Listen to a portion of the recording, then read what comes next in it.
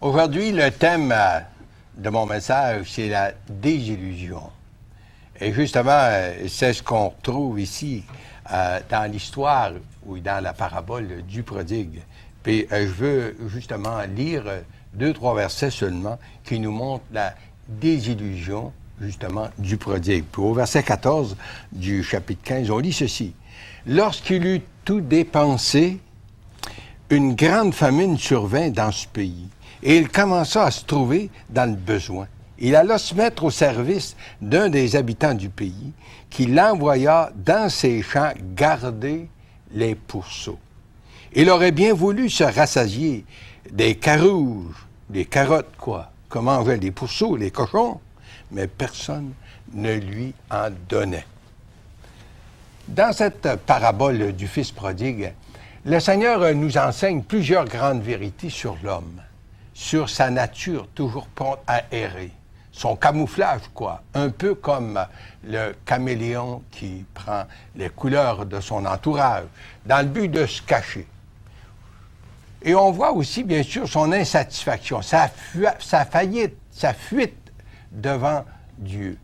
C'est un peu comme au tout début, lorsque Adam pécha, il se cache dans le jardin, aussi bien qu'Ève qui était avec lui. Alors aujourd'hui, je veux toucher cet aspect qui se retrouve dans le cœur de l'homme, tel que présenté par le Seigneur dans cette parabole. Une fois que le Fils prodigue eut tout dépensé en vivant dans la débauche, c'est la débandade.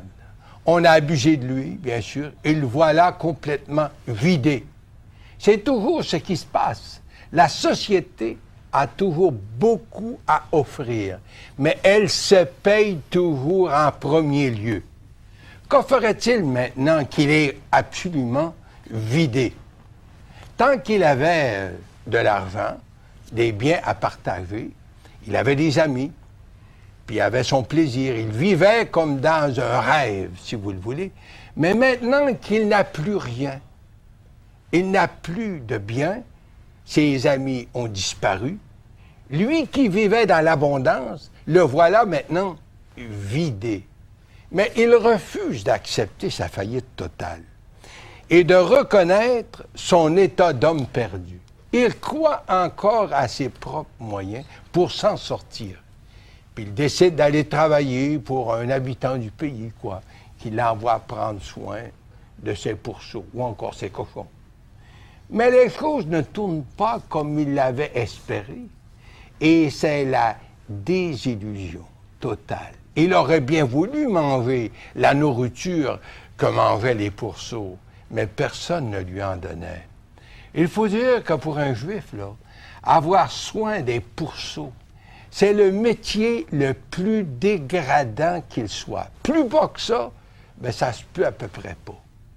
Qu'est-ce que le Seigneur veut bien nous enseigner à nous aujourd'hui par cette parabole? Bien sûr, il veut nous enseigner que l'homme, par ses propres moyens, ne peut et ne pourra jamais s'en sortir tout seul sur le plan spirituel. L'homme ne peut jamais être justifié par ses propres moyens devant Dieu. L'homme a toujours eu de la difficulté à accepter qu'il est sans force et qu'il est perdu sans l'intervention de Dieu. Dans l'Épître aux Romains, chapitre 5 et le verset 6, nous lisons ce passage. « Car, lorsque nous étions encore sans force, Christ, au temps marqué, est mort pour des impies. » En fait, c'est l'histoire du prodigue qui se répète. C'est notre histoire à tous. Lorsque nous étions sans force, impies et morts dans nos péchés. C'était aussi le cas des Juifs du temps de Jésus et des apôtres. Ils refusaient d'accepter qu'ils étaient des sans force. Ils se croyaient sauvés en établissant leur propre justice par leurs efforts, leurs pratiques, leur religion, qui était le judaïsme du temps, les lois et aussi leurs traditions. se réclamant fils d'Abraham. Alors écoutons ce que saint Paul dit justement d'eux. Et justement, c'est une parole qu'on trouve dans l'Épître aux Romains, chapitre 10, le verset 1er. Il dit, frère, le vœu de mon cœur et ma prière à Dieu pour eux, c'est qu'ils soient sauvés. Je leur rends ce témoignage qu'ils ont du zèle pour Dieu, mais sans intelligence, ne connaissant pas la justice de Dieu, ils ne se sont pas soumis à la justice de Dieu. Voyez-vous, l'homme croit pouvoir atteindre la justice de Dieu par ses propres moyens, ses efforts. Et pourtant, la parole de Dieu, elle est bien claire à ce sujet. Lisons encore ce que Dieu nous dit dans l'Épître aux Éphésiens, le chapitre 2, versets 8 et 9. « Car c'est par la grâce que vous êtes sauvés, par le moyen de la foi. Cela ne vient pas de vous, c'est le don de Dieu. Ce n'est point par les œuvres afin que personne ne se glorifie.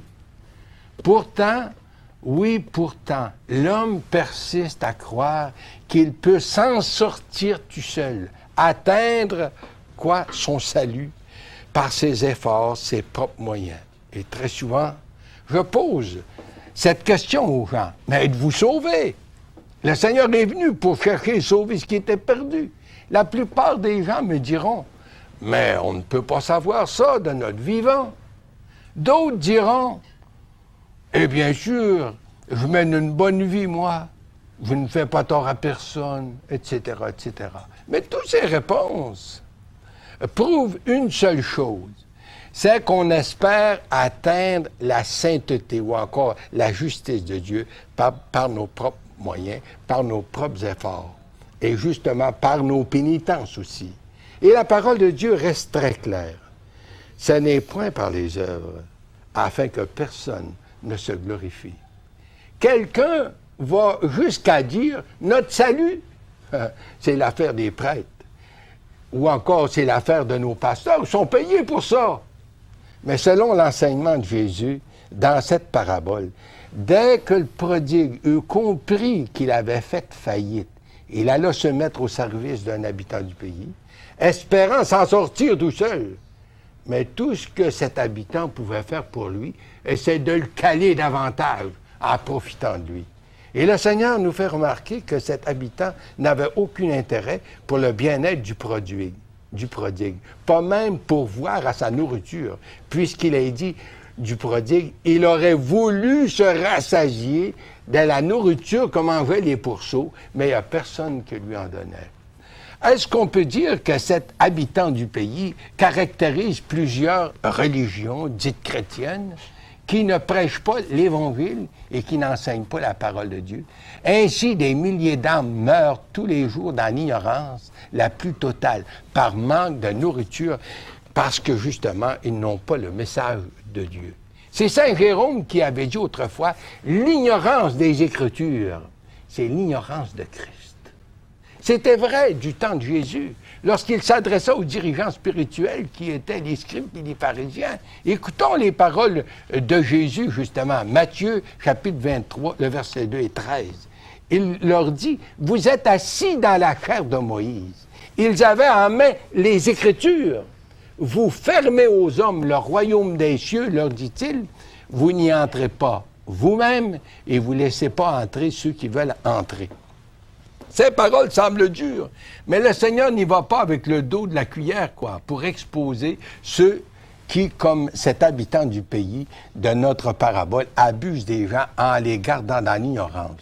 Disons qu'appartenir à une religion ne garantit pas le salut de personne. S'il est vrai qu'on ne peut s'en sortir tout seul, Dieu, dans son amour et sa miséricorde, s'est engagé à venir à notre secours. Il a pourvu un moyen de salut pour tous. Il a préparé le chemin de retour vers le Père. Ce chemin, c'est Jésus lui-même. Il nous dira, « C'est moi le chemin, la vérité et la vie.